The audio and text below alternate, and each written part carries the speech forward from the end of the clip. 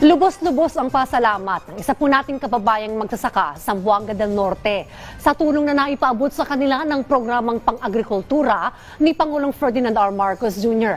Lalo tigit 30 dekada ay pagsasaka ang kanilang ikinabubuhay at pinangtutusto sa kanilang pamilya. Ang kanyang kwento sa report na ito. Sa loob ng mahigit 30 taon, para kay Aling Noning, ang kanilang sakahan ay parte na ng kanyang buhay dahil simula pa noong 1986, dito na niya naigugol ang kanyang hanap buhay sa pagsasaka at ito ang naging instrumento para sa kanya na mapagtapos nila ang kanilang 4 na anak. Siya ay isang ginang na mula sa bayan ng Lux, Gutalak sa probinsya ng Zamboanga del Norte. Dako kay gikatabang namo ning Agrarian Reform Program, panghatagan mi og mga seedlings. Dako kay to gikatabang namo kay gani kadtong mga gamay kaayong mga butang nakapahuman gud mi sa among mga anak kay amo manggitikan ning maong luna. Di naman po namong tanom og lubi.